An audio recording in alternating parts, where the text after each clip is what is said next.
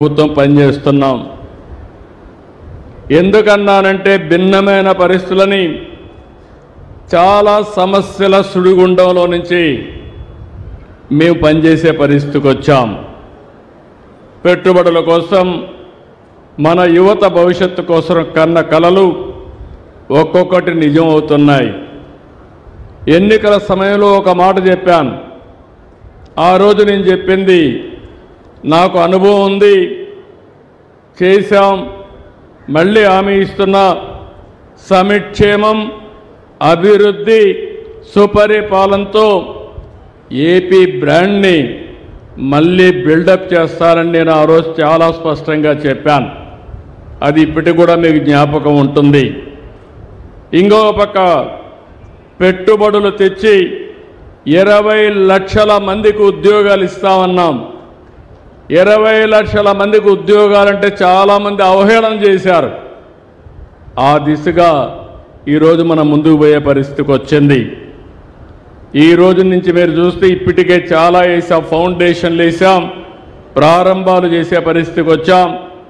ఈ వారం అంతా కూడా రాష్ట్రం మొత్తం పెట్టుబడుల వెల్లువ, పండగ వాతావరణంలో ఇనాగరేషన్లో ఫౌండేషన్లు వేసుకుంటున్నాం. అయితే ఒక్కొక్కసారి గతాన్ని గురించి ఆలోచించకపోతే భవిష్యత్తుకు ప్రణాళికలు వేసుకోలేం. గత పాలకుల విధ్వంస విధానాలతో పరిశ్రమలు మూతబడ్డాయి, పారిశ్రామికవేత్తలు పారిపోయారు. అంతేకాదు, మా తమ్ముడు అరుస్తున్నాడు.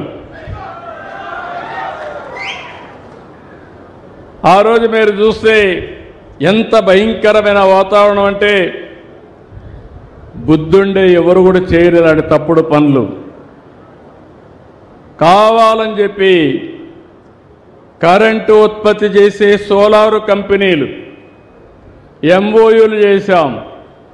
కరెంటు ఉత్పత్తి అవుతుంది, కరెంటు ఉత్పత్తి తీసుకోకుండా వాళ్ళవన్నీ క్లోజ్ చేయమన్నాడు. కరెంటు క్లోజ్ చేయలేరు, ఎందుకంటే ఎండకు వచ్చే కరెంటు వాడుకోకపోతే నష్టం. గవర్నమెంట్కి ఒక ఆబ్లిగేషన్ ఉంది. ఆ ఆబ్లిగేషన్ ఒకవేళ వాడుకోకపోతే వాళ్లకు నష్టపరిహారం కట్టియాలి. ఎవరు చెప్పినా వినలేదు, వితండవాది. వినకపోతే ఏమైందని మీరు ఆలోచిస్తే కోర్టు మొట్టికాయలేసి ఇందులో ఏమీ జరగలేదు, నువ్వు తప్పుడు నిర్ణయాలు చేస్తున్నావు, నువ్వు వాళ్ళందరికీ కాంపన్సేషన్ కట్టియాలని కరెంటు వాడుకోకుండా పారిశ్రామికవేత్తలకు 9,000 కోట్ల రూపాయలు మీరు కట్టిన పన్నులు వాళ్ళకి పే చేసే పరిస్థితికి వచ్చాడు. అంటే 9,000 కోట్లంటే కనీసం మా ఆడబిడ్డలకు ఇంటికి ఒక 10,000 ఇచ్చుంటే ఎంత ఆనందంగా ఉండేవాడో మీరే ఆలోచించుకోవాలి. ఇది ఒక ఉదాహరణ మాత్రం.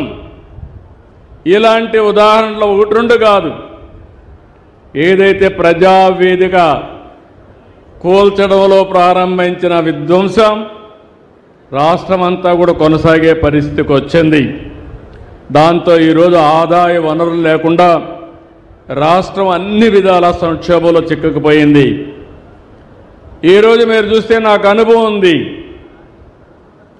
అన్నీ తెలిసిన డాక్టర్ని, నాకే నాడి అంతుపట్టలేదు. మీరు ఆ విషయం గుర్తుపెట్టుకోవాలి.